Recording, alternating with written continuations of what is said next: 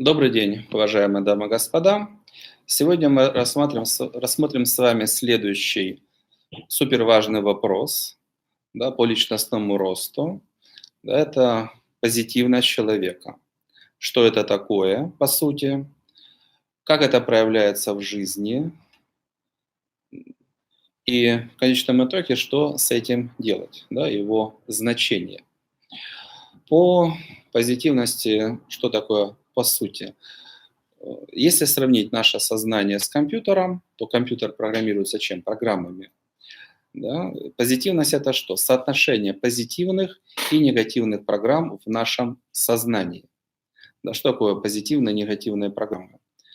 Вы, скажем, считаете, все бесполезно, я плохой, жизнь не удалась. Это негативная программа. Почему она негативная? Радости никакой. То есть она не позволяет ни решать какую-то задачу, ни действовать, ни идти вперед. Это позитивные программы, которые, по крайней мере, дают выход, что мы делаем, позволяют испытывать наслаждение, включают там, радость, дают силу. Да. Дорога осилит идущий, у меня все обязательно получится, старые неудачи не должны влиять на будущее. Да, это позитивная программа. Вот соотношение позитивных и негативных программ сознания определяет в целом, что позитивность человека. То есть он позитивный, скажем, светлый, или негативный, скажем, серенький, темненький. Да? Как это выглядит визуально? Ну, визуально, на самом деле, это выглядит элементарно. В зависимости от того, каково соотношение негативных и позитивных программ в человеке, то в конечном итоге это проявляется как? В каком состоянии он живет. То есть если он позитивен, он сияет. Да, кто, может быть, смотрел, там, как режиссеры отбирают звезд. Условие номер один – это внутренний свет. Из человека исходит сияние. Тогда он интересен, на него приятно смотреть, с ним приятно общаться. Да, это может быть душа компании, источник воодушевления, энергии. Позитивный сияет. И чем ниже позитивность человека, тем больше он уходит в такую в нехорошую сторону. В конечном итоге саморазрушительные процессы, депрессии всевозможные. В данном случае немного подробнее я прокомментирую, вот как соотношение позитивных и негативных программ, или по-другому добра и зла в человеке, формирует его состояние и его эмоциональные реакции. Вот, да, все состояния, все эмоциональные реакции можно разделить на две категории. Да, то, что позитивное, то, что негативное. Негативное, оно тоже разное. Да, есть самые жесткие реакции, есть, да, дальше они ослабляются, и в конечном итоге можно перейти в позитив. На нижнем уровне, когда негативных программ много, и они очень резкие, сильные, жесткие, это программы саморазрушения. Да, там примеров достаточно много. Перенервничал, инфаркт какой-нибудь, инсульт. Почему?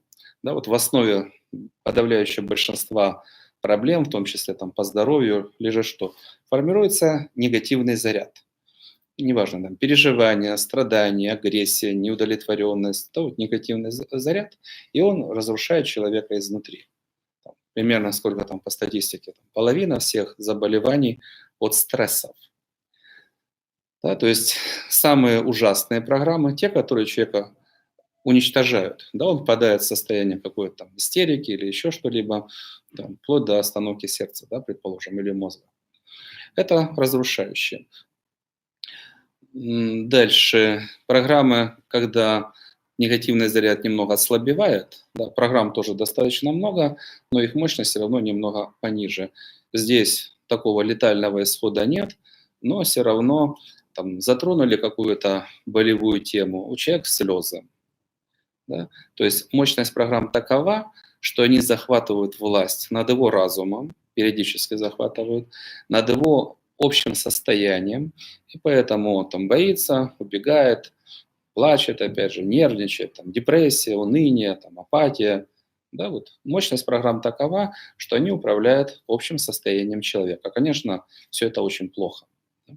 Если программы еще ослабевают, то следующее их качество – это блокирующие программы. То есть человек не теряет состояние, но он не может. Да, он хотел бы там блистать на сцене, но ему страшно. Да, он не кричит, там, не плачет, но он не может что-то сделать. Там, неважно, сказать комплимент, принести извинения. Это блокирующие программы. Да, следующие самые слабенькие. Человек может что-то делать, но ему неудобно, он напряжен, ему что-то там постоянно мешает, он не парит, у него нет наслаждения. Да, это вот различные уровни негативных состояний, негативных программ. Надеюсь, всем очевидно, все это плохо, от всего этого нужно освобождаться. Все это груз проблем, да, которые нужно убирать. Да. Когда негативные программы уходят на нет, и мы усиливаем позитивные программы шаг за шагом, то дальше это воспринимается как? Да, покой становится все глубже и глубже. Что такое покой? Нет негативных программ, которые активизировались. И растет радость, сила, энергия. Да, вначале там приятно человеку, да, на душе хорошо, там, в глазах периодический свет. И по мере роста позитива внутри человека, да, то есть сколько стоит вкладывать энергии в процесс? Чуть-чуть или с полной самоотдачей? Нужно там ценить, любить как всем сердцем или на 3%. Да, вот когда ответы на все ключевые вопросы, они становятся все более мощными, но для этого человеку нужно понять, да, а как правильно, как эффективно, где максимальная отдача, где максимальное наслаждение, какие ответы зажигают сердце, включают максимальную энергию внутри, то это вплоть до, ну, в идеал, да, воодушевление, восторг от жизни, там, крылья за спиной, абсолютное бесстрашие, там, всемогущество, что такое всемогущество? Нет цели, к которой я не могу прийти. Да, результат – это объем и качество вложенных усилий. Да? Это шаг за шагом рост вот, силы, радости и всего хорошего, что есть в человеке. Да, давайте еще раз. Когда преобладают негативные программы, то это та печальная ситуация, которую мы рассмотрели.